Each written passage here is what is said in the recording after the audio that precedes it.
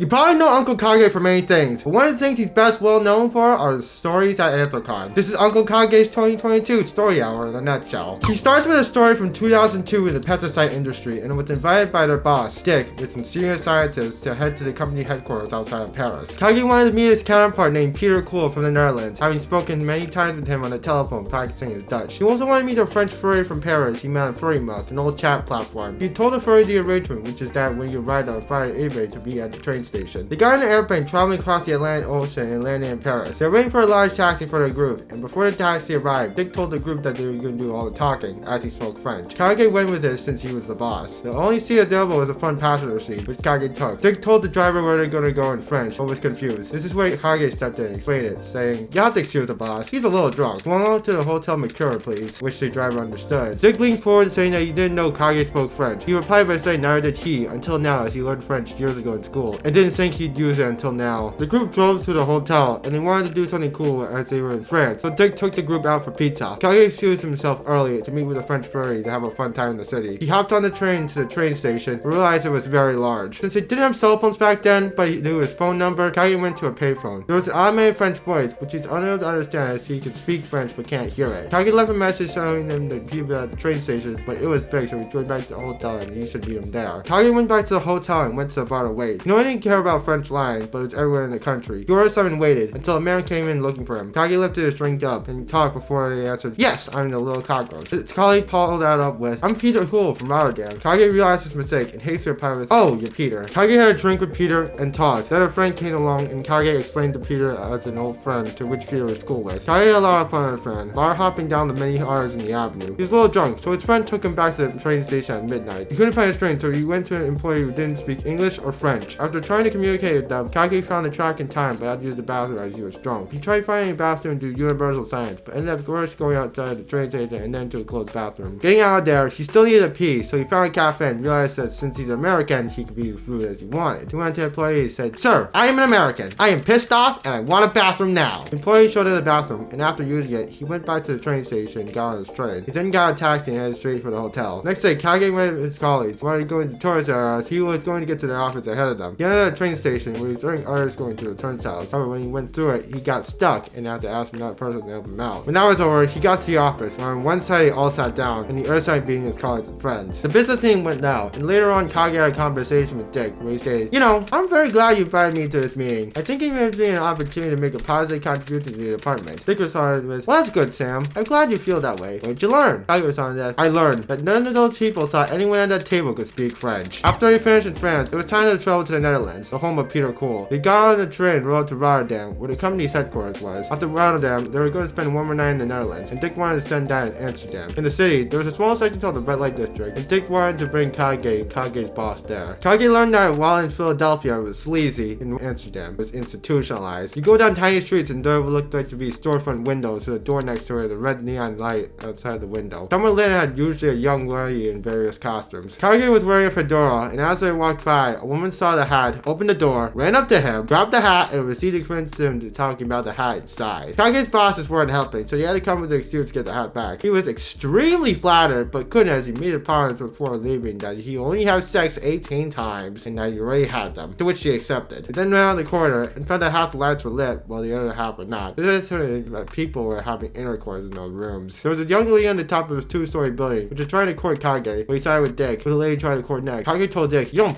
with Uncle Kage, okay?" They ended up going into the street with a row of stores, which could be referred to as toy stores. They went to one, and Dick wanted to find the most repulsive sex figures you could find to take back at poker night. Kage was looking through the VHS tapes, but Dick wasn't interested, and Kage found one that was so disgusting that to leave the store. They stayed the last night in Amsterdam, and the next day, Peter drove out to the airport. Still feeling the impacts of 9/11, there were highly trained security guards physically searching every bag. The guard asked nicely if Kage to search through his suitcase. The guard pointed out that he went to the red light station, to which Kage responded by saying the man behind him was his boss, and he tried to cut the security guard off. 10 years ago, a marriage took place, and he asked Kage to officiate at the wedding. Since he never did that before, he decided to look up some religious texts. He came across the Book of Snuff, and read that the two people were supposed to be wed. However, there was a great sadness, as the men were supposed to perform the wedding ceremony and drink all the wine and lay drunk on the ground. People complained, but a stranger came to them and took the stomach of a sheep, add some water, will see a miracle of God. The people did what was requested, and when they drank it, they were amazed to see that it was intestine flavored water. People were confused, and one wondered who the person was, asked them if they invited the person. Peter was cast cast out by many pointy things and the gnashing of teeth. As the people hung their heads in sorrow, in the wilderness there was a fox, and everyone saw it and wondered, "Lo, it's a fox! How cute!" The fox spoke, telling the people to be happy, as he brought great joy to them, and the people taunted, "Holy sh!